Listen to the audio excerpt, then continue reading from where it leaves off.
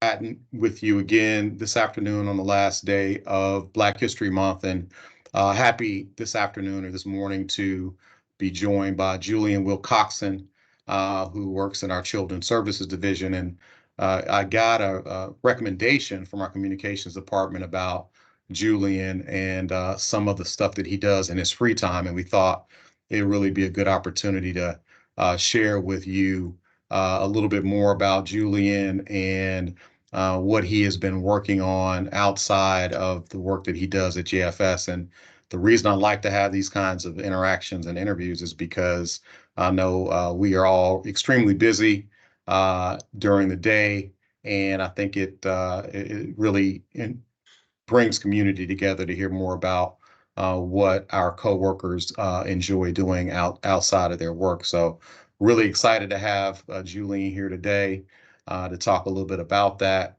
And so we'll jump right into the interview. Welcome, Julian. So first question I have is tell us a little bit about yourself, where you grew up and where you went to school. Okay, so I'm Julian. Again, I go by the stage name Old June. I grew up in College Hill here in Cincinnati, Ohio, and I went to Roseline Condon, and then I went to Purcell Marion.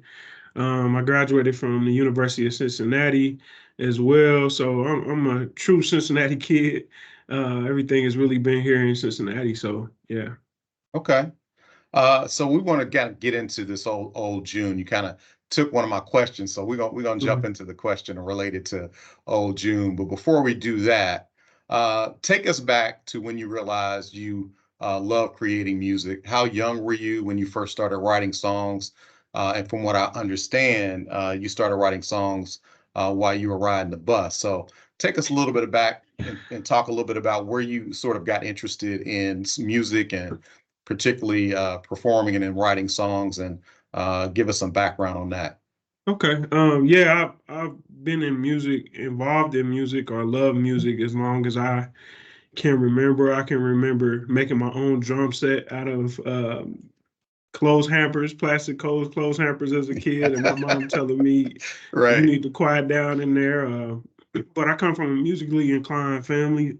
Excuse me, my father is a singer, and my grandfather, but we'll get into that a little bit later. But I've always loved music. I just like the way it sounded. I used to really love Michael Jackson as a kid. And when I was younger, riding the bus, going to Roseline Condon, I used to sit in the back of the bus and hum and sing songs and make up songs on the spot. And my brother, and if some people would laugh at me, my brother would always be like, "Hey, he just like music. Yeah. Just leave him alone." So I was a younger brother, so he was always looking out for me. So that's kind of where it started from. And when I was about, I would say 11 or 12, my father bought me my first guitar. Um, and I took lessons and I play a little guitar myself now still and a little bit of piano. But I always been into writing songs and coming up with melodies and different things like that. Yeah, you mentioned that your family, you come from a musical family. Is that did your immediate family play instruments and perform or anything like that? Yes, my father's from Dayton, Ohio, and he was in Go a Dayton. band. And I'm from Dayton. I'm from Dayton yeah, too. yeah, So he we, went we to can get into that a little Jefferson. bit too, but Yeah, huge he went to music town. Jefferson. Yeah, he went to Okay. Jefferson High School. Graduated from Jefferson. All my family did on my dad's side, and he was in a group. I think they were called the Parisians. Okay. Back in the day, he was in a singing group, and he always sang in church. So church played a huge part, integral part of me learning about music. They knew I could sing when I was young, so I was always getting put in the plays as the lead Right. person and singing. I remember having to dress up like a big old blue Bible and singing Right. these songs. And back then I didn't really like it, but my dad was a major influence on music. He played the congas a little bit. And then my aunt, my dad's sister, married into the Trotman family. So Oh, that okay. is the Zap band out of Dayton, Ohio, that really hit it real big. I can remember being a little kid in the mall with my uncle Larry, and people just walking up to him, and I didn't know, and my dad had to tell me, like, your Uncle Larry is famous. He Right. does music, so I get a lot of influences from them as well. Got you. Where did the nickname Old June come from? So my name is Julian. Everybody in my family calls me June. My dad, my uncles, everybody calls me June or June Bug. It's just been my name since I was a kid. But I really am an old soul as far as like my musical taste and what I really like. I'm really huge into some of the 70s music. It's my main influences, Donny Hathaway, Marvin Gaye, different things like that. Also some current stuff too, but it's more of a throwback to old. I want to throw an old style. Back when people made music that made you feel something. Music always has to create some kind of feeling to me. So it's about Hmm. stories and creating feelings. So that's where I get old from. Old boy, old school, Right. old June. Yeah. Got it. Okay. No, that's Mhm. super interesting. I've heard you reference your grandfather as a monster vocalist. Yeah. So tell us about that and the idea that you feel like he is a monster vocalist, because it sounds like you got a family full of talent. So, Yeah. So my grandfather, he passed away when I was younger, but from what I found out, he was just like a major gospel singer in Dayton. He can really sing really well. He had a voice similar to mine. Everybody tells me, my aunts and stuff, when they hear me sing, it was kind of a higher, softer voice. Um, and that's kind of where it all sparked from. You know, he was a Golden Gloves champion, but he was wow. also a Golden Gloves boxer out of Dayton, but he was also a really big singer. And so that influenced my father and then, but I don't know if my aunts or uncles can sing, but I know my father Okay. can. So it did, Got definitely you. had an influence. So we can knock you out and then Yeah, pray for your for soul. sure. For sure. I've heard he did that a couple of times. Knock some people out and pray for him. Okay. You mentioned a little bit about Donny Hathaway and your influences. So talk a little bit more about that. And then once you talk about your influence, talk about who you listen to nowadays. Like who are your current in your current rotation and any current influences you have. Okay, cool. Yeah. So Donny Hathaway, and Marvin Gaye are probably two of my biggest influences. It's more or less about what I feel when I listen to their music. I feel inspired. One of my favorite Donny Hathaways is "One Day We'll All Be Free." It's just the tone of his voice and his approach to the song. Um, but Donny Hathaway, he just had good feeling. He made songs that mattered. Another good song that I think it was an Aretha Franklin song is that really influenced me is "To Be Young, Famous, and Black." Hmm. That really influenced me as well.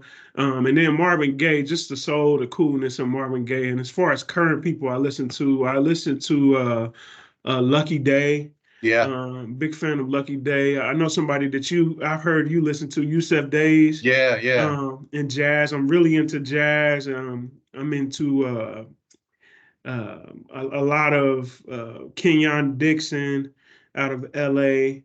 He's really doing really good with R&B, and Alex Isley and Yeah. Terrence Martin are Yeah. really some of the main Absolutely. people I listen to. Robert Glasper, of course, too, as Oh well. yeah, So absolutely. yeah, Huge Robert Glasper fan too. yeah, So that's cool. yeah. You played at Arnold's last weekend, from what I understand. How did that go? And have you? The question here says, have you totally overcome all that shyness about performing in public? We didn't talk about the shyness Yeah. aspect of it.